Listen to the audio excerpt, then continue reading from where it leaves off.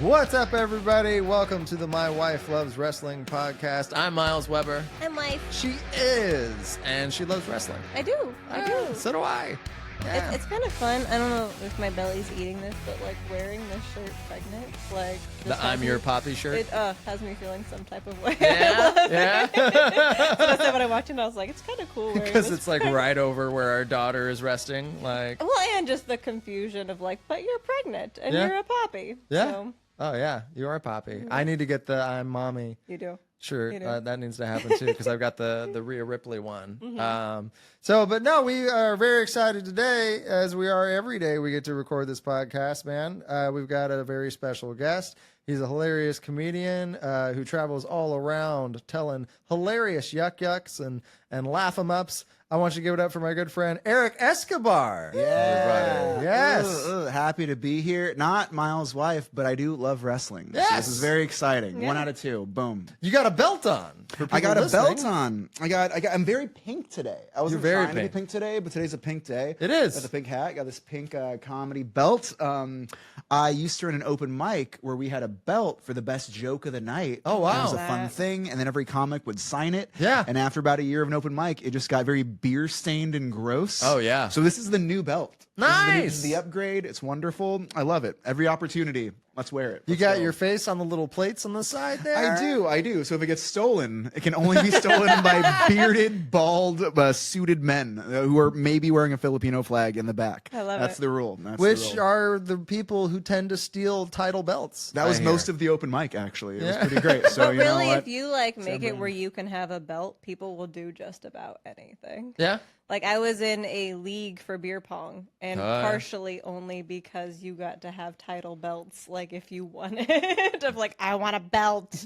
So belts go a long way. They do. I love it. I was on a little show called, do you guys know Mr. Beast? You guys got a thing? Yeah. So we had a show called Beast Games that's to be on it, and I got this belt and I put his logo on it, and I was like, I'm gonna be the Beast. I think it got me on the show. Had to. So now every audition I do, I utilize this belt. I'll be like, As oh, you Price should. is Right. Price is Right. Brilliant. I'll be the Price is Right champion. Can I need the money? Brilliant. Oh, Brilliant. oh. Well, you were also on I Can See Your voice, my voice, Yes. our voices. The voice show. We were. It was really fun. It was great. Spoiler alert: I was a bad singer. Yeah. and it was fun because they had to train you through like vocal training and coaching on how to be bad. No way. So they'd be like, "Oh, like pretend to sing this song. Oh, you're too on rhythm. You're too good. Or your tone is too nice." Because Get they need you groundier. to like ham up the being bad. The badness yeah. of it. Yeah. I Wow. thought I was a horrible singer, but I don't know. The half Filipino bad enough. genes, like they were coming through. Karaoke Yeah. nights somewhere in my soul. Those They were magic like, mics in the back of the car, you know, just like put that on my song, you know. Like, good Filipino accent. Thank It you. could be my poppy. Maybe. I don't know. I might. Maybe he is the husband. I am the wife. We'll see. We'll see. Oh man. we did want to ask you just off the top, like, when did you fall in love with wrestling, man? I fell in love with wrestling twice. The first time I had a crush on this girl in my class in 5th grade who was in love with China. She was a big China person and a Wow. big Lita person. Lita and the Hardy Boys were in. So she loved like the women wrestlers and everything. So I started watching wrestling to impress her and have something to talk about. And then I stopped having a crush on her and then developed a crush on China and Lita. Yeah. And I was like, oh, yeah, this is great. Yeah, I love that no part was a red flag of like a girl has a crush on another girl, and you're like, I'm gonna try and mess Still this gonna up try. and still Shoot your impress shot her. every time. Sami Zayn does. Any opportunity, you gotta haluva kick it in the face. That's what I say. That's what I say. So I was into it for a long time, and then around high school, I kind of fell out. Ruthless Aggression, I kind of fell out, which is Wow. weird because I was Same. never a big Orton fan or Cena fan. They're great, but it was when I dipped out. And then I would say around 2014, 2015, I'm from LA. I have a buddy who took me to PWG. I don't know if you guys are fans of Oh Pro Wrestling yeah, I've Guerrilla. heard of yeah. And it was while I look back at the card that I saw, and it was an event called Black Coal Sun. I think it was. God, the whole event was wild. It was like Adam Cole, Cedric Alexander, Chuck Taylor, Christopher Daniels, Wow. Ricochet. It was great. They had I this love wild Ricochet. match at the end where I think it was Ricochet versus Kyle O'Reilly for the championship.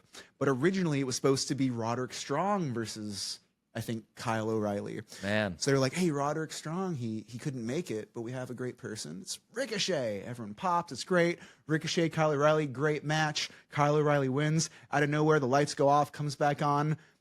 He's there. I just said his name. Backbreaker guy. Roderick Strong is there. Oh, wow. And he's like, just kidding. I didn't miss my flight. Let's have a match. And I'm like, only in indie wrestling can you be like, oh, I skipped my flight. Just kidding. Oh, I made my flight. Let's have a hardcore match. So true. I'm like, this That's is so the true. best little veterans hall I've ever been in. It was great. I loved Indies it. are so fun.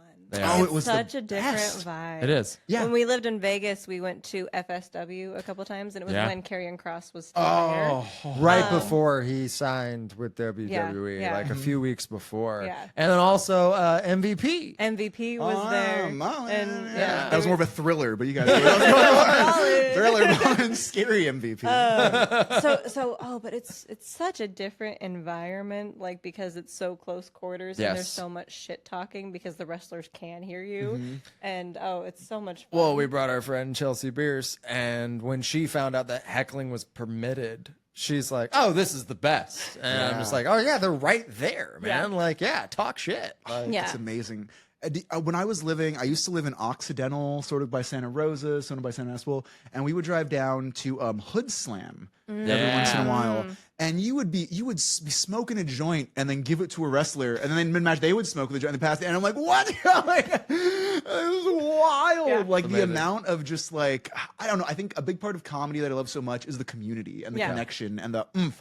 And I feel like wrestling is almost that times a million. The community, the we're on the same pageness, it's beautiful. The only difference between comics and wrestlers is I have a bad set, I cry. They have a bad set, they no longer have an arm. You know what I mean? You're like, Yeah. bigger stakes. Whoa. Yeah. Well, I think that's part of the like cool thing, even like when they're doing like SummerSlam or WrestleMania, like the whole week leading up to it. And even when we went to WrestleMania this year, we like joined a whole bunch of Facebook WrestleMania groups. Yeah. Cool. Just to like also see like where people are at and what people are doing, who's selling what. But yeah, just that sense of community, even in just the groups, is so dope. So, Absolutely. Yeah, it's very tight knit community. Yeah. You say who's selling what? Are you guys collectors of a specific thing? Are you guys like retro Well, shirt we people? wanted the- Are you guys like belt people? We really wanted the chair. Oh, we wanted nice. the Yeah. Night 2 chair, partially for me and partially for our son, because when I was pregnant with our son, I went to SummerSlam in Las Vegas where it was Roman Reigns and John Cena. And we have that chair. He got it for me for my It's birthday. the sexiest chair you've ever seen in your is the entire sexiest life. chair I've I seen. sit on their face constantly. Like, Some people got to pay for that, but that's I actually know, that's pretty I good. know, Yeah. but John Cena and Roman Reigns, I'm just like, all right, let's go, boys. Yeah. And so our son was like, he's understanding that now that's an option. And so he was like, oh, can I get like a Cena and Cody Rhodes chair? And it's like, it's not that easy. Yeah. And so, I mean, we were hoping that like maybe somebody didn't want to check it and fly back with it. And like, they'd just be like, here. Yeah. But now it's like a whole process to be able to get that chair out of the stadium. You have to have like a certain color wristband, I guess. Yeah. So like if somebody tries to sell you it while you're still in the stadium, unless you have that wristband, security's not going to let you walk out with it. Yeah. Yeah. They'll stop. We saw people getting stopped. They're just like, you don't have the wristband, so you can't take that out. And those I'm like, wristband what? people made like $1,000 a chair. Yeah. And gone. Yeah. Sell, execute. Yep. Yeah. Yeah. Yeah, man. So it's a whole process now to get those chairs. So we'll keep our eyes out on the internet or anybody out there listening or watching. We'll take it. If you got that WrestleMania 41 John Cena and Cody Rhodes chair, Yeah. our I mean, son would really love it. We just have obscure like stuff. Like I have Yeah. a cardboard cutout of John Cena that's probably, how old am I? I'm turning 36, so that thing's probably almost 20 years old. Wow. Yeah, you that had way. him sign it at like mall, right? Yeah, it was when the movie 12 Rounds came out. Oh, there you And he go. was doing an autograph signing at the mall when like video stores were still a thing. That's great. and so Blockbuster, Sam Goody. I got I you. brought the cardboard cutout with me, and man, it was a battle because I'm dumb at the time. I didn't know how long that line was going to be. And another wristband thing, you had to have the wristband and you had to have the DVD for him to sign. The movie stores were out. My ex was an angel at the time and went across to like, I don't know if it was Circuit City or something, and just bought the DVD there. And I stayed in line with the cardboard cutout the whole time. And then as I got closer to the front of the line, this couple was walking off, and we did the whole slide the wristband onto my hand because I let them take a picture with the Cena cardboard cutout because that was a thing. Yeah. And so my ex's wristband broke and mine didn't. And I looked at him. He's like, go. And so I got to meet Cena, and I put the cardboard cutout. So proud of it. And he just looks up. He's like, "This is impressive." And I was like, "Thanks." That's and really he cool. wanted to actually like hear the story of how I got it. And security was trying to like push me through. And you were like, well, no, motherfucker, you can't see me. Cena put his hand up to security and was like, "I want to finish hearing her story." That's And so cool. to this day, we still have it. I mean, it's holding on by a thread. Oh, that thing is. We need to beat figure out how to hell. laminate it. But I feel like Miles like good. All right, I've had enough time competing against this Cena cutout. I mean, Just, no, that's been like a staple in our home, our entire relationship. Like back in the day, we had roommates for a couple of years. we would hide it in the house to try and scare each other. Oh, that yeah. would be horrifying. You So just it'd be wake like up. in the pantry when you open the door, he was standing there, or like going up the stairs. We had him like where he We'd was tack him peeking. where he peeks out, or Yeah. like in the bathroom, we put it behind the door so you close the door and he's like right there when you turn the light on. So yeah, no, he's been hopping around our household a lot. When he Yeah. turned heel, though, we did turn it. You turned it around. We turned it You around. did a little heel turn. Yeah, we did. Would you say you still have the 12 rounds DVD that you purchased? Because that I feel is man. almost just as valuable. I wish I feel did. like, I yeah. wish I did. No, I don't have that. Dang. So. Just the Dean Ambrose one, just that one. Exactly, just that one. Yeah, that's cool. That's cool. But I think we should get into your list. So Yes. there you The go. list. The list. The list of Heather. So tell us what made the list. Oh man, did you watch Raw this week? I hope. I caught the highlights. Okay. Caught the highlights. Okay. Actually, I don't think I got the highlights. I think I caught a cultaholic review. You know what I mean? I caught like someone doing the highlights of the highlights of the highlights. Okay, Yeah, yeah. okay. Bare minimum, you got to go back and watch the opening promo with Braun Breaker, Seth Rollins, So funny. Bronson Reed, and Paul Heyman. Paul Heyman goes to hand Seth the mic, Yeah. and Braun Breaker grabs it Grabs it from him. and just starts talking. And he was like, Paul Heyman and Seth Rollins are setting it up where I'm going to be the face of this company for the next 2 decades. And then he keeps saying some other stuff, but you're so distracted because Seth and Paul are behind them like, did you say that? Did you do? That's funny. They're And really it's- hamming it oh, up. it was Like, So keep good. your eyes on Seth and Paul the whole it's time so because good. they're really shticking it up as much as they can. But then, yeah, Breaker was just kind of talking about how much he hates Sami Zayn, right? Because he doesn't go to the gym. Yeah, he doesn't go to the gym like I do, and like I hate his face and I hate his music, and it You was gotta just sing it. yeah. It was just such a. I was expecting him just like, do you hate him on a boat? Do you hate him in a moat? Like There you go. I do not like Sami Zayn. Sam, I am. Like I mean, so yeah, like it was a very weird promo, but those two behind him. Yeah. And then we did talk about Bronson Reed because he's talking more now than he normally does. Well, I think him just saying is him talking more. Yeah. Right, You know what I yeah. mean? He's kind of like low key in the group. But his voice is so sexy.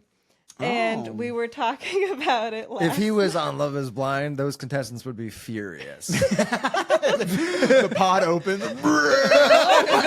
He pulls it apart, splashes through it, tsunamis through it. Tsunamis through it. I love you. I don't think I've heard him speak. Is it like a? Because I'm trying to picture. Is it like a smooth jazz, like deep voice, No, or is it he's- like? He's It's English or something. English. Australian. Australian. I think Australian. it's One of the- Australian, yeah. Okay, that is kind of So sexy. it is a very kinda he has a sexy. very smooth, sexy Australian Yeah. accent. So Okay. yeah, you close your eyes, you're like, "Hey, daddy," and Yeah. then you're terrified. Those when are two you open them. very tonal changes because when I think of Bronson Reed, I'm like, oh, tough guy. It's like, oh, sexy man, okay. But even Steiner, what's his name? Oh, Rick Steiner. No. No, not Rick Steiner. The other guy in the group. We were just talking Scott about him. Steiner. Oh no, Bronson. Braun Breaker. Braun Breaker, yeah. Braun Breaker. I feel like he is super tough and like, so for him to like show some comedy, I kind of like that they're rounding out the characters a little more. Yes. Because before they were just like two tough guys. They were two Yeah. like, we're AOP 2.0. You know what I Boring, mean? But yeah. now it's like, okay, if you're getting a little shine, if you're getting a little funny, I'm into this. Yes. Well, I'm even in the into- promo, I think Braun Breaker's voice squeaked at one point, It right? did, like when he yeah. was talking. And His so we're voice just like, cracked. oh, yeah. Yeah. a nice like East Coast squeak, like, oh yeah. I know. I'm just like, oh man. And then Paul Heyman gets his time on the mic. He did. Paul Heyman starts dissing Penta in Spanish. Whoa! And Yes. Seth, it goes over to, I think, Bronson Reed. So Like, Bronson did Reed you know he spoke Spanish? Yeah. He's like, did you know? He's like, I did not. Pulled a Hangman Page is what he did. yes. Yeah, I didn't know you could do that. That whole opening, It was good. So over the top. Very so well entertaining. done. It was. Would you compare? Because a lot of people are saying that this faction is very evolution-y, and I kind of got a little taste of evolution, but I feel like they're very different. I feel like they're not. It doesn't feel as like serious as Evolution was. Evolution was like, which I'm like stoked about. Like, are you stoked about? Where do they even have a name yet? Does the faction? I don't think they have a name. I don't think there's a name. I'm definitely more excited about it now than I was when it first started. Yeah. Okay. Yeah. After that promo, that really sold me. I'm like, okay, let's wait and see how. But this I think cooks. it helps because Seth is very comical, right? Like, Yeah, he's a big, he's a big shoes. personality. very jokery personality. Yeah. So I think that helps a lot with it and separate it from Evolution, because Evolution was Triple H, Batista, Ric Flair, our favorite, and Randy Orton. Yeah. So I mean, Evolution was definitely a sexier group minus Ric Flair. That's true. That's true. but- Well, depending on the person, you know, some people, you know what I mean, they're into alligators. So you know, I think two things to make me more into this faction. If we can get Bronson Reed to change his singlet to more like Braun Breakers, where it's like the legs go down a little bit instead of just the cut. just the straight up crotch know. shot. You know, he's kind of a bigger guy, and I mean, like, just it doesn't look as tough. It gives very big baby energy to me, and I'm just like, just have like the shorts going down on the Kurt Angle kind of singlet. Okay, yeah. And second thing, if we could tone down Braun Breaker's Tanner. Oh. That man just is bronzing entirely He's too a very, much. very dark. He's a very dark Steiner. He looks like a Goomba from Super Mario Brothers. Like, I just would not want to hit him with a hammer. No, absolutely he will bite not. Me. He will murder me. He will bite you and bark at you wholeheartedly. But yeah, he's very much more like Bronze Breaker. I mean, he is very, very copper looking, and so I think tone that down, swap singlets, and then I'm all on board. I mean, Paul Heyman does anything. I'd listen to him read the Yellow Pages, honestly. Like, I mean, I'm going to nominate the group to be called Paul and the Heymans. I love think that. that's good. It's his or Seth and the Rollins, but let's give Paul the shine. Paul and the Heymans is Paul a and way the better Heymans. way to They're go. all about hay it. men. Yes! They're like hay like men. Bronson Reed can pick up hay, I feel like. He's a strong guy. Paul and the Bales of hay. Heymans. You see his whole legs while he's doing it. Just, there you go. I love take that it. image Yeah. out. Paul and the Heymans. That's great. We did have a funny moment this morning with our son because we were putting away laundry and he grabbed one of her bras. Sports bras, but yeah. Sports bras, and he's like putting it around his head, and I'm like, you don't want that's mommy's bra, you can't do that. And then he's like, bra breaker, and I'm like, There you go. hilarious kid. Okay, you can wear that. That's fine. Then he just barked at you for an hour and beat the hell out of you. He just speared you right in the laundry room. You're like, oh god. Some people are mad that Braun Breaker was like barking. They were just like, oh yeah, he just barks like a dog, and I'm just like, do you not know who his father was?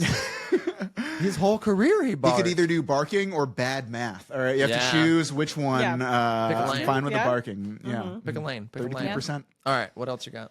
We also unfortunately discovered at least this version of El Grande Americano is not Corey Graves. It's not, because they were in the same place. That was her theory, was Corey Graves and El Grande Americano have not been in the same place at the same And time. the boots that he had to borrow, the Boots said CG. CG on it, and so I wanted to believe it was Corey Graves. And it was not, He's because... just the bond breaker Tanner all over the tattoo. That's what I was saying. Well, there was some Tanner happening because, El Grande Americano wrestled on Raw, and it was definitely not Chad Gable. Instead, that was for sure Kaiser. That was Ludwig it's gotta Kaiser. be Ludwig Kaiser. Yeah. He's not doing much. No, Nothing right now. Look at the stance when he walks down. We thoroughly enjoyed, especially because of what his character has been up until this point has been very serious because of Gunther and everything. Yeah. So to see the goofy and silliness come out on Monday night was very fun. It was. No one is more American or Mexican than Ludwig Kaiser. All right, so I feel like that should work out. That should work out. I just wonder, we were talking like, are they gonna like pass it around? The character's just gonna at some point everybody's gonna Our get truth becomes like, yeah. Mark Henry, what are you doing back? Why are you El Grande Americano? Oh man, this is weird. We haven't seen our truth on TV in a while, so I mean he's down in the our El Grande Americano Yeah. mask and tights, man. So yeah, I was that a telling him thing. there could be like a point where there's so many different people that have played him that it becomes like a Money in the Bank match, but the mask is up there, and they have to climb up the ladder and try and. Is the move set that you saw on Raw a Chad Gable-y? Was he doing Chad Gable-y Olympia-y stuff, or was he doing more like I'm Ludwig Kaiser just in a mask? I mean, it was kind of like he was trying to do lucha libre type stuff. Okay. A few flips where he landed on his feet. The one and- from the top rope where he like grabbed him flipped and went them back. back. That was pretty. That was good. So I mean, but he did stuff the mask and go with the headbutt. You know, that's very much so the El Grande Americano thing. My money is El Grande is Penta. I feel it's just Penta without his body.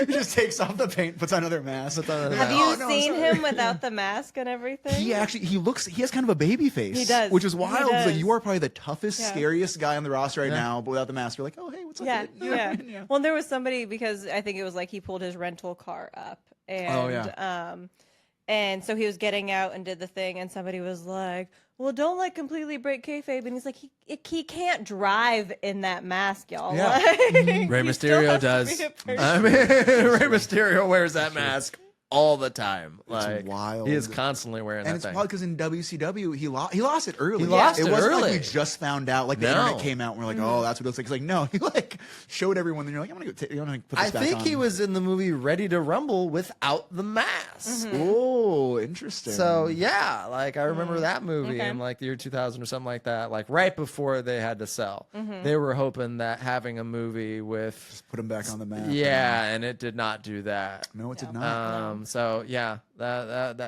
the whole mask thing with Ray is still interesting, but he definitely looks different now. So This next one, I'm David so Arquette, excited hell yeah. about. right. And this one, I need my phone for it. So there was a lot of Adam Pierce Okay. time There on Monday Night was. Raw. Great guy, great haircut. Yes. And it was, I mean, I guess, are we still calling them New Day if it's just Kofi and Xavier? Like, The Boo Day The Boo Day. because they're heels. They rocks. But they were grieving, and so they were in all black with flowers because they lost the belts, so they were grieving. But in that shot, Becky Lynch walks by and, like, talks shit about Adam Pierce and then, like, goes up to Kofi and Xavier and is like, one of the best things you guys did was get rid of Big E. And then she just kind of, like, walks off. Now, what I did not know. But when she walks off, Xavier goes, "Do it, lady," which is a call to Chit, who is a famous character now on TikTok. Yeah. Yeah, and so that phrase is becoming a thing, and so we heard that, and I was like, "Hey, it's becoming a thing! I love that." So All the Gen Z wrestling fans were like, "This is great. this is Okay. amazing. This is the Yeah, best we're we've here for seen. this. Now, so what was fun is what resurfaced on the internet in the past few days because of Becky taking the shot at Big E. I want to say, yeah, so it looks like this is back in 2019 on Twitter. Becky posted a picture when she was 2 belts with her mom. Okay. In that, Big E took it upon himself to hit on Becky Lynch's mom. So there is a back and forth of Mama Lynch is hella foxy. He also said, I would take my jacket off and toss it into a puddle so Mama Lynch could walk across it. Scratch that. I would lay my whole body in the puddle so Mama Lynch could walk across me. And then Becky responded, she's married. And then side note, she said to message her burner phone later. So just a whole bunch of, like, I would learn to become a cycling class instructor and offer Mama Lynch free classes just in hopes of seeing her post-workout glisten. So there's just a whole bunch of these back and forth from 2019 between Becky and Big E and him trying to get at Becky's mom. I would put money on / really hope that there is a subreddit out there of just erotic fan fiction that's only Big E and Mama Lynch. Like it's gotta be a novel. ChatGPT, write it right Right. now. Go make Yeah, it. right Yeah. right now. Oh my god, that'd be great. I'd just love to see the cover. That would be just him, the open shirt, just dipping Mama Lynch. Yeah. Big E with a Big E. Yeah. I mean, he does. He has to. So that I would hope so. If I was not, just- very uneven. He's Very uneven. big everywhere else. I know. I wouldn't get so comically large if that were the case. If I say it, I wouldn't say anything though. Oh, great! Look, yeah. you can suplex 8 of me. Please go away. So that was just enjoyable. Oh, because yeah. I feel like Becky was like taking her shot back at Biggie like 6 years later. Yeah. I just saw an article. Do you ever watch Reno 911? Oh yeah. So R. Ben Garant, who was junior, he was like the glasses one. Oh yeah. He wrote Night at the Museum. He wrote a ton of stuff. Wow. But he just a new comedy. I think FX or Fox picked it up. But it's his project. But Becky Lynch is in the cast. Oh Yes. nice. So she has comedy chops. You know Yeah. what I mean? She's very funny. She's very Yeah. charismatic. I would love being to married see, to Seth. Yeah, I feel like That's true. You have to. Yeah. Match those big shoes and big jacket energy. You know what I mean? Yeah. Absolutely. So I love that. I love that. See That's more of great. that. Yeah. Yeah. Okay. What else? Not on Raw, but just a thing that we've discussed, and I know you will probably be passionate about it. Oh yeah. I want to see the Ernest movies come back Oh. and have John Cena play Ernest. Oh, they kinda, if you squint and you close your eyes too, they kinda maybe they got a similar. I've seen the side by side memes, and yes, Yeah. Yeah, and it's been a meme. especially he's so funny. Like, Oh, yeah, he's did hilarious. you see Ricky Stenicki?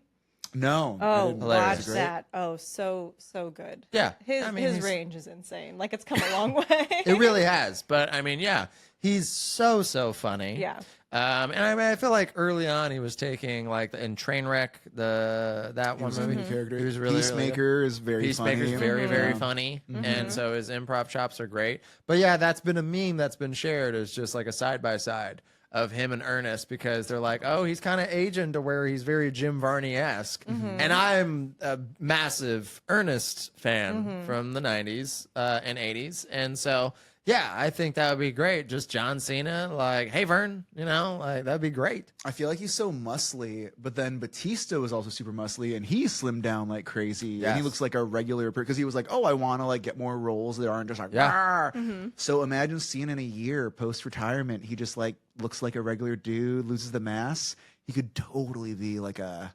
Absolutely. Oh, that would be Yeah. great. Oh, that'd be So fantastic. that's the movement we want to start. Oh, I is would love that. the Just Cena Ernest. Just Cena on a ladder with a hat on and a vest talking about buttermilk. Like, oh, that's just, I remember that being a thing, part of Ernest. It's just like he was doing commercials for buttermilk. It's so strange, but that would be fantastic. I would love that. Start Yeah. a petition. I'll start signing it. Oh, he drank it.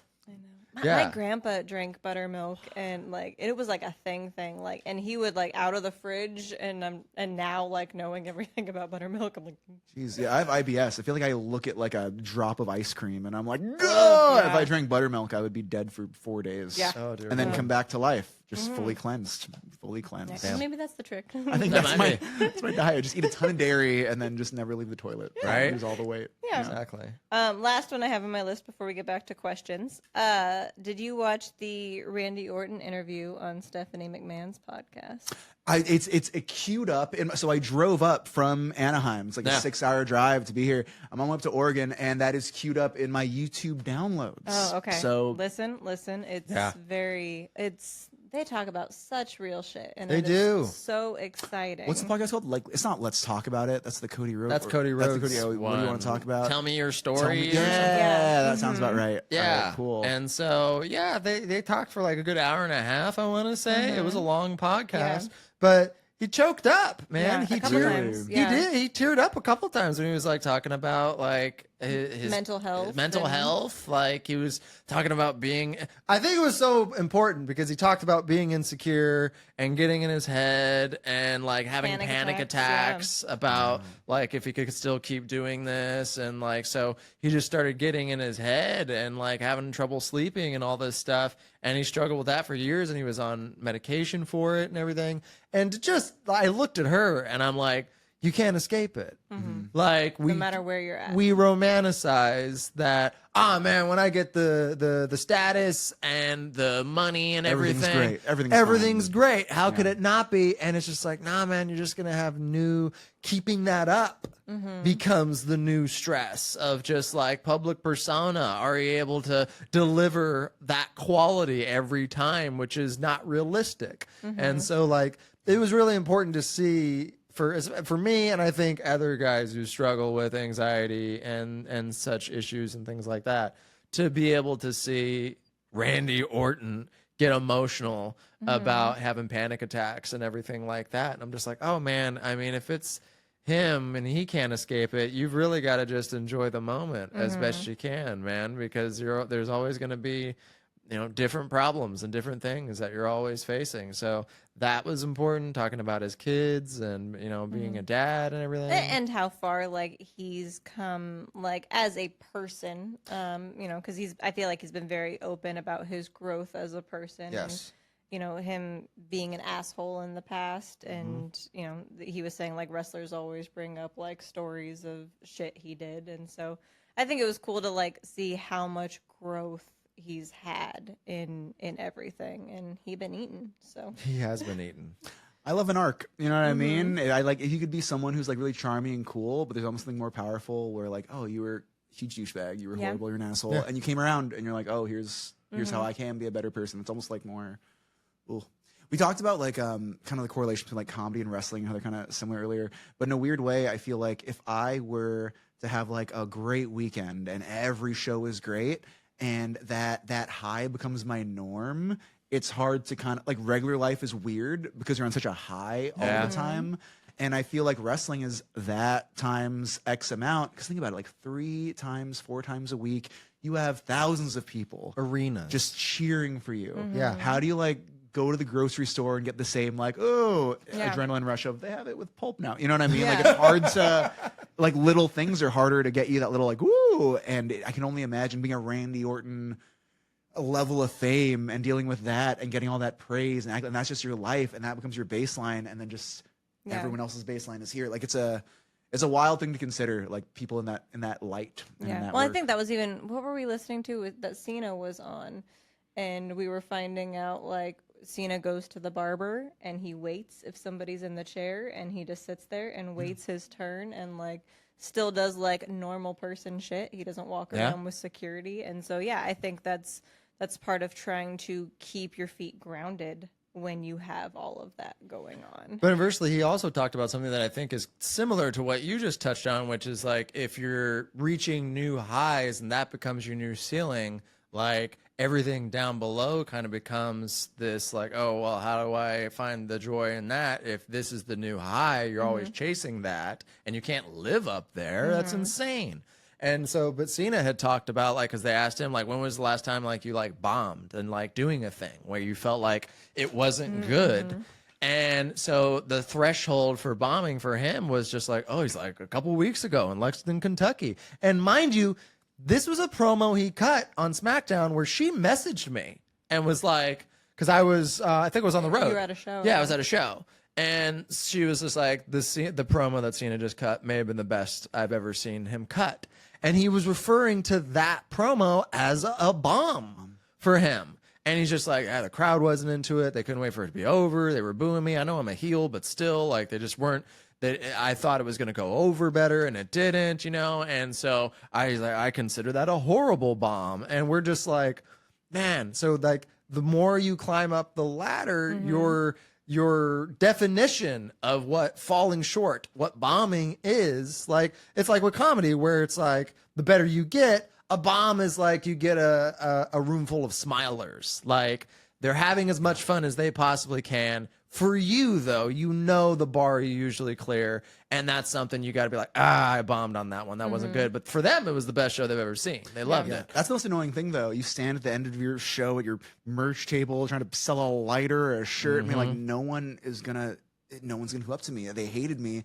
Everyone comes up to you. Oh, that was the best show we've seen ever. It was great. It's like, why was it silent up there? Why was it silent up there for 47 minutes and 8 seconds? You know what I mean? Like, I don't know. Yeah. But people react in different ways. And I think it's really interesting because if you're a wrestler and you're living that high all the time, I feel like you almost like how your whole job is connecting, but you're so disconnected. Yeah. You know what I mean?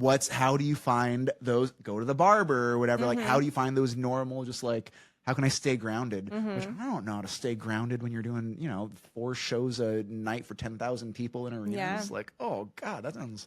Well, I think we've talked about that in comedy too, and like we've told other comics, like keep going and doing things because you do get to a point where we see that in comedy with the with like the bigger names, that now there's that point of disconnect of what they're trying to talk to people about because they're too big and nobody. You can't relate. Yeah, you can't anymore. relate. I don't think I'm ever gonna meet him, so I feel like I can like share this story and not get heat or anything for it. I lucked into I was at a show in New York. And Seinfeld came in. It was a Tuesday. Man. And I think he was running a set. This was years ago. It was one of the last Letterman tapings, which was on a Thursday. And I don't know, 4 of us went up and we all ate shit. We did horrible. He goes up, 5 minutes, says nothing, standing ovation. I was going to the store. Applause break. Just boom, boom, boom, boom, boom. He probably did like, I don't know, 20 minutes. His first 6 or so was the Letterman stuff. I saw him on Letterman. And it kind of hit. It wasn't bad, but it wasn't the roar of the club. And I thought to myself, like, how do you know when a bit works? Because every time you go up, you just get this wave of like, do you even know? And it's almost a horrifying feeling to be like, I would love to make millions of dollars and be at a Seinfeld level. But also there's a fear of like, if I ever get to a certain level, will I not be able to read a crowd anymore? Yeah. Because I'm just getting, and it's insane to think about that. I think, what did we watch? We watched Sarah Silverman's special, and she got a standing O coming out. Yeah.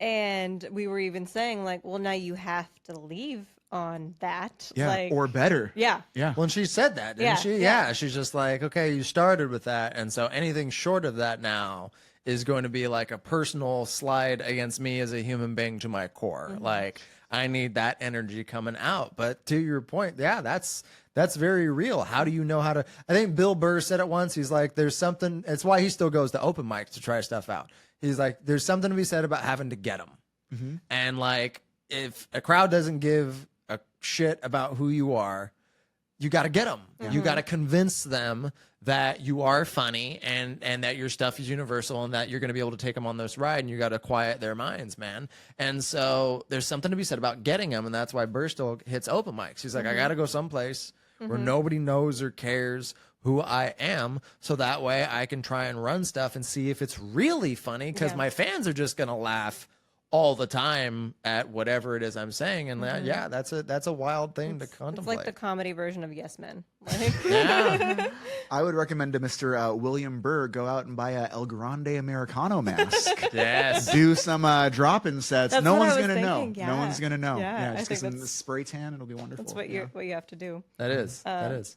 The last thing with the Randy Orton interview that we talked about is like, he doesn't know how attractive he is. He has no idea. Is he? Yes. You don't think he's attractive? You know what? I can be fine saying this man's a good looking guy. This guy's a handsome guy. He looks very just like mean. You know what I mean? Really? There's not like a sexy vibe to him. There's not I like think he looks hotter He just looks like I'm just scared. I think I'm more scared than attracted. I feel like with a Randy Orton type. Did you think he was attractive like in his younger days when he was thinner? Like maybe. Okay. I feel like I think there are certain guys where you look at them and you're like, oh, handsome dude. And there's some guys when you look at them and you just don't get that read immediately. Really? You know what I mean? Okay. Same thing with like women too. I feel like, I could look at women and be like, oh, you're conventionally an attractive person. You know what I mean? With him, that never struck me when I looked at him. Interesting. Okay. Yeah. Interesting. Yeah. Because I mean, there was like Twink Orton versus now like Daddy. I at least got to see. I can see that. I got to see Twink Same with Orton's butt. McIntyre. He has that same kind of thing. Yes. He used to be like a skinny, slim, like handsome boy. Now and he's like a hairy-chested, gruff man. gruff. I think he looks so much hotter now, Now, than when he was handpicked. I agree. Like, It's the sword. That's what it is. Is that what we're calling it? It's the body. Oh yeah, and also the sword. Yeah, The sword It was and his the big E. You know what I'm talking about? Yeah, Yeah. the sword and the kilt. That's Yeah. what it is. So yeah, no, Randy Orton in his dad era, I think. Oh yeah, absolutely. Yeah. Like on top of looks, like there was something sexy about that podcast where like a grown man knows what ghee is. And Yeah. like to like ghee over butter, and Yeah. he's like, and now I train the way my body's supposed to, and I'm like, oh yes. Oh yeah, Like, yeah. so, everything about it. He's But, doing yeah. good things. I at least got to see Twink Orton's butt at one point. Ooh. So, You did. yeah. That's right. Yes. So it was, man, it was. Save it for the Patreon. All right. Save Right. it for that story is a juicy one. It was before cell phones. Like, was. before cell phones, Ooh. and me and my parents went. And at the time, me and my mom were. I mean, I'm still a super fan, but we were Stalker fan. Okay. And at the time, you knew where the wrestlers would park their rental cars when they went in. And so every time me and my family would go, we'd leave during the last match, and you'd go hang out where the rental cars were, and there was already like a group of people, so it wasn't just us. I It was love a how little I do less this weird. for like musicals, and Yeah. you do it for like professional fighting. I was like, Yeah. oh, same theory, just Yeah. very different executions. And we got to see at night. I think we met like Lillian Garcia, Kane, like a couple other ones. And so Randy was bringing his luggage out, and he was trying to get it to fit in the trunk and close the trunk, and the trunk wouldn't close. It's a metaphor, or are you talking about the actual car? Le- trunk? legit. Okay, just making legit sure. The actual car. trunk. Yeah. And he couldn't get it to close. And so the crowd is like laughing and giving him shit, especially because he was a heel at the time, and like he actually was an asshole. And so everybody was giving him shit, and he got so frustrated at like us and the trunk and the whole situation. He turned around, flipped us off, mooned us, put it in the back seat of the car, and drove off. That's more of a reward, I feel like. That's more of a hookup. That's a good story to get out of that. Yeah. I think you did the right move, Randy. I mean, just RKO a grandmother and walk away. Don't show a butt, I feel like. Yeah, that's his reward for everybody at that is. point. Like, Yeah. That's the opposite of a hand flip. So, but that was before phones, so like Yeah. you know, it's just up here. It's just now. up in your mind. Yeah, you know how long his crack is. At least at the time. Now there's more meat. There's on a lot it, more meat so- on there. So yeah, very, very different connected to those Yeah. games. Yeah. So couple of final questions that will Mm-hmm. will fire your way. Most underrated wrestler of all time, in your opinion? I was thinking about this question very deeply. Two names that are a little more low key, but I'll throw out two. Do you guys know Jack Evans? For a while, I worked for Lucha Underground, and I was a big Lucha Underground fan. Oh, okay. He was there. He was in AEW for a minute. The guy was what do the kids do? The toddlers tumbling gymnastics. Gymnastics, yeah. Gymnastics. So like, I remember working for Lucha Underground. He would just be standing there in like one of those like rope things, just like twirling, twisting. Wild guy. If you ever get a chance, look up Jack Evans. But another one who I feel is a little more WWE vibes, Akira Tozawa. I was a big fan of the Cruiserweight Classic. I think that's my favorite chunk of wrestling thing. And I didn't think he was going to win, but I thought he was incredible in it. And now he's cool. You know, him and Otis are buddies, and he does his little dance. But that guy is a phenomenal wrestler. Wow. He's very punchy. What's it called? Like a lot Yeah. of things are boop, poppy. Yeah. Akira Tozawa. Wow. Okay. Yeah. So he's not getting utilized the way he should. I think he's a perfect blend of a snappy, I guess, and that Japanese tough vibes. And to think of someone who's almost, in that same like aura of like a Shinsuke Nakamura or like just like a strong heavy hitter, not do that for the past few years in WWE.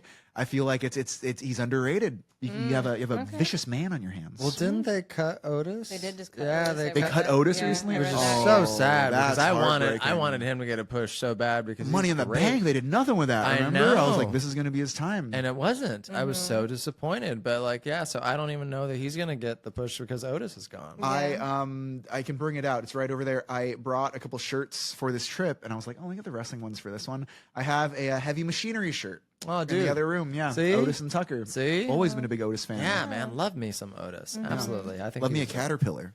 Yeah. Yeah. Yeah, a lot of range. Like can put on a good match, nimble on his feet for a big guy, Yeah. but also very funny, very endearing. Have a great love story. You know what I mean? Yeah. A good romantic. Exactly, man. So okay, all right, those are solid. Those are- Solid. Most underrated match. Most underrated match. I'm a big Shawn Michaels fan. I got Shawn Michaels on my leg. I don't know if Yeah, see you that. do. Look at Yes. that. That's amazing. When he came back, I think it was 2002 SummerSlam, him versus Triple H. That was the first match where I felt like I could like physically suspend my disbelief, because his whole thing was he had a back injury walking into it. So Triple H was like trying to re-injure the back. And I think it's one of those, like, people talk about, like, you know, the great Shawn Michaels matches, him and Taker 2, him and Stone Cold. But I think him, Triple H, SummerSlam, I think that's even better than their I think it's great. I think it's Yeah. wonderful, and no one really puts it up there with stuff. Yeah. So I agree. I mean, Triple I H. think that is a very underrated match because, yeah, he was coming back from the back injury. Nobody knew what was going to happen. It was a street fight. Yep. So, I mean, the things that he did, I think he did that moonsault onto the table. Did he not? Like, yeah, that was a I just wild remember spot. every backbreaker he would get felt real. He Yeah. just looked so stiff, and you're like, this guy is like actually injured. You know Yeah. what I mean? Like, why are you Like, doing his back is actually messed up. And Yeah. it like made me like tense up. Yeah. Yeah. I think Shawn Michaels and Kurt Angle at WrestleMania, that match they had together, Was that? Oh yeah. terribly underrated because the first like 10 minutes is just chain wrestling. Yeah. Yeah. It's just him like putting Angle on all these like shoulder lock, headlock, wrist lock, like, and all these flips. And there's like a moment where like Angle's in the headlock and he's just like hits the mat because he's so frustrated. He's like, damn it. Like, and I'm just like, this is brilliant. Like, just from you don't expect Shawn Michaels to have this type of match against Kurt Angle. Yeah. And then the build from the rest of the match on was just like traditional, like, okay, big spot wrestling, and the way that he sold everything. Like, oh, yeah, I think Shawn Michaels is the greatest of all time. But I mean, like, He is. yeah, man. I mean, I think, yeah, if you put that one on there and then also the one with him and Triple H. Every match he has is great. You Yeah. know what I mean? I would even put him and Hulk Hogan in like my top I mean, 5. You know what I mean? right? I know. That was a fun little bout. Exactly. That was a good time. I mean, and I mean the retirement match that Ric Flair should have gone out Yeah. on, Oh, which Sorry. was beautifully done. I love you. that was I'm sorry, I love you, and just and then the oh my god, And Ric Flair's not going to get better than that. And he didn't. should have like gone out on yeah, that. no, every retirement match since then was not as good as that. Like, so yeah, I think man. every Shawn Michaels match pre-Crown Jewel is in my top 20. You know what I mean? Like, just any match with him, like him and Doink, number 17. You know what I mean? Number 17 and a half. Doink. Like, But yeah, he's- that Crown Jewel one was that was just a cluster of all the worst things. But in even wrestling. he's shown in that. Even he got a moonsault to the outside in and looks, you know, not half bad. Yeah. Yeah. Yeah. Yeah. He's so good.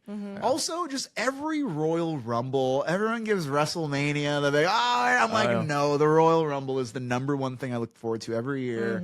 Give it more credit. Make Yeah. that the new big thing. If Yeah. the Royal Rumble was like the number one thing in wrestling, I don't know how that would work out, but I love a good Royal Rumble. Oh, Well, God. it's hard because the winner of the Rumble gets to go on to WrestleMania to compete. know. And so that's the thing that I think will always have it be like the Has to second be. fiddle, you know? It's always going to be that spot, I think, because that's the reward is you get to go to WrestleMania. Yeah. I've never been to a Royal Rumble. Do you know? Do they do how they do like WrestleMania Access Week? Like, do they do that for Royal Rumble, or I would is it? imagine so. Yeah. I feel like it's such a big event that all like we know it's the best. And then WrestleMania is like the more commercial, Yeah. like, Yeah. oh, you're a civilian, go to this. You know what I mean? I don't know. I feel like if they don't, there's a lot of money to be made with like some Yeah. type of convention or some type Yeah. of like, I don't know, super WrestleMania store. Just that'd be great. A Rumble I week. think the hardest part would probably be if you did that with a Royal Rumble and they have like any people coming back that are trying to be secret. You don't want that's extra true. eyes on the town. because that's the biggest thing is yeah. the surprise entrance. Have the Royal Rumble kick it off. So you have all the surprises, Raw after WrestleMania in the same then do it town. the post-week. And then, yeah, like Tuesday, Wednesday, Thursday, have like a big thing. There you go. Throw in an NXT thing. Yeah. Throw in an Evolve thing. You know what I mean? Just something. And then, just Yeah. end it with SmackDown. Yeah. Yeah, I like that. I think that makes sense. I think Yeah. that makes sense. I'll take 10% of the royalty on that idea. WWE Creative, please. or I'm sorry. tickets. We'll also happily just We take will always tickets. take Yeah. tickets. We'll always take tickets. I'll take Yeah. a signed sock, all right? Just send me a From signed Mick Foley. sock. I was gonna say not from Mick Foley. Not from Mick Foley. No, you keep that in there. No Mr. Sakos. Oh man. I will say we were kind of just got some questions before, like, oh, I would say one of the things that also got me back into wrestling. Yeah. I was thinking about it. Do you remember the promo when Mankind was gonna face Triple H, and he's like, "Oh, Triple H, you beat me so much, so I can't face you, but you know who you can face? I think it's a friend you know." Yeah. That I think that also Yes. like really solidified my love for it. Like, Yes. I just watched it probably 3 or 4 days ago. I was like, this is a great promo. That Yeah. promo was brilliant. Like the Yeah. way he just laid it out of just like the corporate Mankind just all beaten up and like down in the mouth. But then also Triple H selling Yeah. like the horror of like, oh, Oh, no, no. anybody but you in a flannel. That's literally it. Dude Love. Oh, no. Dude Love versus me. I don't know how you do the thing with your knees. Like, Triple H takes you like, oh no, I'm Triple H. You're gonna face Hunter Hearst Helmsley. oh no, he's a blue blood. He has money now. Yeah. Rich guy. So yeah, like it. that whole promo was absolutely So good. fantastic. Yeah. So So yeah, him, because that was the whole thing with like him being against Cactus Jack. It's like he's probably not gonna win.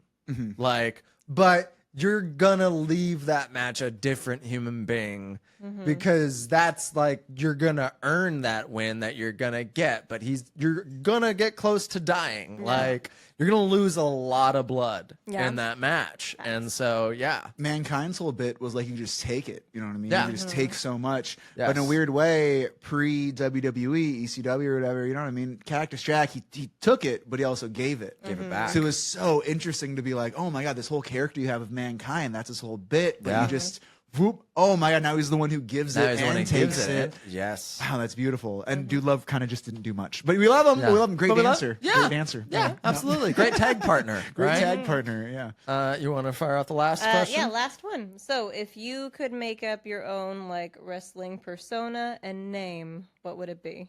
I used to train to be a wrestler. I used to do some wrestling stuff. So I kind of have an answer. Yeah. Oh, yeah. I mean, it's great, but it's something I've done before. I used to be a Mexipino Noir. My whole bit for stuff is I'm Mexican. I'm half Mexican, half Filipino. Mexipino Noir would come to the ring in a luchador mask, no mouth, so I had a nose and had eyes, but I would drink Pinot Noir. I was gonna say it sounds like a wine. So mask, and I do a fake Triple H thing, and it was fun. I got, but it didn't work out well. My finishing move was a ripcord poke to the eye.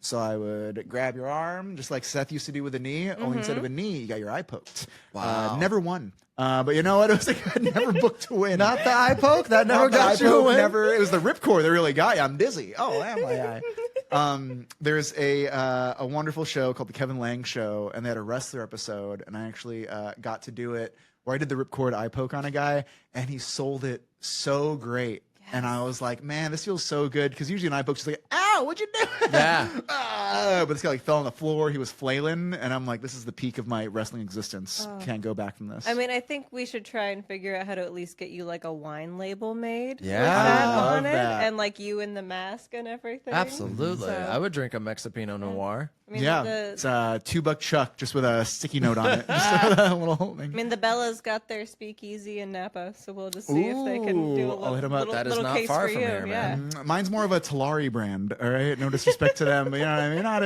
as upscale. I also used to have a fanny pack where I would put a fake brick in it, and I would do like a championship belt hit. There would be a brick inside. Yes. More fanny packs in wrestling. That's what I say. It's a good merchable item. Yes. Yeah. Yes, That absolutely. was going back to the Randy Orton thing. He was talking about how he carries a bag. He with carries a him. bag, and the way he was describing the things he puts in a bag, I'm like, that's a purse, my guy. Yeah. Like, Like always prepared. Like Always has prepared, everything in like, it, I'm like, so- yeah. Just put it over my shoulder. It's very nice. yeah. Mine's Dolce Gabbana, but you know what? There's a variety of ones. Yeah. I have a DKNY one back home. Yeah. Guess, as in guess what's in the bag. Yeah, it's my lipstick. It's really just, His chapstick, gloss. he did say. He's like, yeah, always It got is a chapstick. lipstick. It It is a is. stick for the lips. It is. It is. Beautiful. Wholeheartedly. Well, Absolutely. Well, we need to get your wine label going. Yeah. I think Sounds that's the good. next I thing. agree. I And we'll agree. shop around some brands. We'll see. Absolutely. Well, Eric, thanks so much for being on the podcast, man. Thank you. Why This don't has been you so fun. shout out to everybody where they can find you on social media and anything that you got coming up that's exciting. Most definitely. You can follow me at Eric Escobar. That's ErikEscobar. Traveling on I'm traveling. I was on my way He's to going SoCal places. to Oregon. This was an amazing stop. What a treat. I'm so glad this worked out. But for the rest of the year, I'll be all over the Northwest. I'll be on the East Coast. We were talking about I have an 8-month-old. Yes. So it's been very exciting, but I've been doing the road a little less. Yep. Yeah. So if you see him in your town, definitely come out because it's a little farther gaps in between when I'm Yes. coming back to places now. Yeah. Gotta get those diapers changed. You know what I'm Yes, talking about? absolutely. And Yeah. buy those tickets early when you see them go on sale. Facts. Absolutely. That does help. Yes. Yeah. Boom. Well, thanks Awesome. a million for being here, Thank man. you so We much. appreciate you. And so thank you all for watching. Sound off in the comments about what you liked, probably not what you didn't like, and your thoughts to yourself. about what's coming up on wrestling. So this has been the My Wife Loves Wrestling podcast. I'm Miles Weber, I'm wife. and she loves wrestling. I do. We'll see you next time. Yeah.